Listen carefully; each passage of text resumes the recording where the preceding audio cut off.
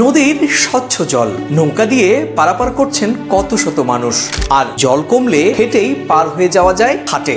যমুনার বুকে এমন এক জায়গা দেখে মনে হতেই পারে স্বপ্নের কোনো এক নতুন গন্তব্য।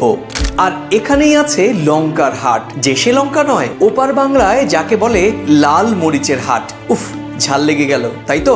ট্যাংরাবান্ধা গিয়েছেন কখনো? কেমন অভিজ্ঞতা আপনার? লিখে জানাতে ভুলবেন না কিন্তু। আর যারা এখনো দেখেননি তাদের আজ ওপার বাংলার এই অচেনা সৌন্দর্যের হদিস দেব আমরা, তাই অনুরোধ থাকবে পুরো ভিডিও জুড়ে থাকবেন।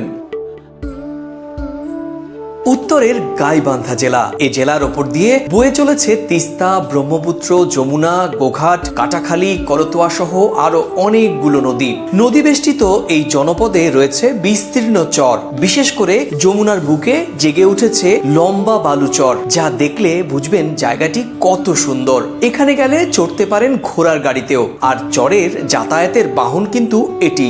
একটি ঘোড়ার গাড়ি দিয়ে প্রতিদিন 1000 টাকা আয় হয়। এভাবেই চলে তাদের সংসার। প্রতিদিন নদীর ঘাট থেকে মালামাল আনা নেয়া করেই তাদের সংসার। প্রকৃতি এখানে বড়ই বিচিত্র।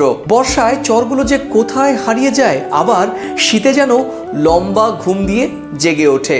আর গোটা গ্রীষ্মকাল জুড়েই চরই হয়ে ওঠে হেঁটে যাওয়ার পথ। গরমেও তাই। নদী কখনো কেড়ে নিচ্ছে সব, আবার কখনো ফিরিয়েও দিচ্ছে। চরগুলো যেমন ভাঙছে, তেমনি পার ভাঙনের কারণে প্রতি বছর বহু মানুষ নিঃস্ব হয়ে পড়ছেন। আর একুল ভাঙলে ওকুলে আবার নতুন করে ঘর বাঁধেন তারা। শত শত ঘরবাড়ি প্রতি বছর গিলে খাচ্ছে যমুনা। স্থানীয়দের জীবন যেন চরের ওপরেই নির্ভরশীল। বর্ষায় এ পথেই চলে নৌকা। এখানে অনেকেই আসেন, সময়ও কাটান, আবার ফিরেও যান গন্তব্যে। বিকেলে চরে বসে চলে আড্ডা। কেউ কেউ পিকনিক করতেও যাচ্ছেন সেখানে। একদিনের ট্যুরের জন্য এটি হতে পারে আপনার কাছে বেস্ট অপশন। চর পার হলেই রয়েছে লঙ্কার হাট। লাল টুকটুকে লঙ্কায় সাজানো পুরো হাট।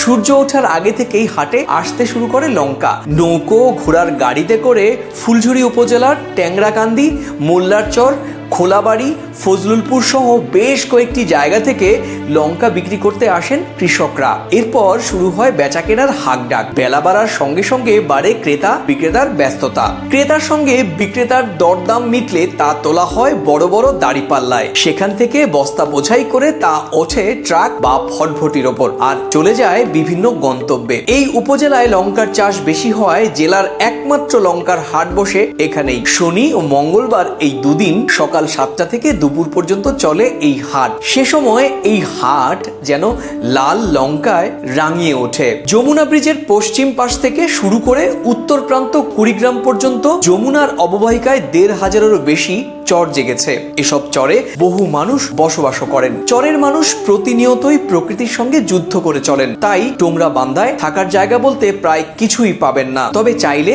আপনি সকালে গিয়ে সারাদিন কাটিয়ে সন্ধ্যের আগে আপনার ফেরার পথ ধরতে পারেন। কথা দিতে পারি, এই জায়গায় একবার পা রাখলেই আপনার মনটা চাঙ্গা হয়ে উঠবে। প্রিয় দর্শক, এরকম ভিডিও কি আরো আপনারা দেখতে চান? তাহলে আমাদের কমেন্টস বক্সে আপনি লিখে জানান আপনি কি রকম ভিডিও দেখতে চাইছেন।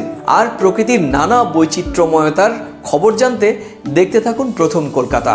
প্রথম কলকাতা সবসময় আপনাদের কথা ভেবেই আমরা ভিডিও তৈরি করি। ভালো থাকবেন, সুস্থ থাকবেন এবং সবাই নিরাপদে থাকবেন। নমস্কার।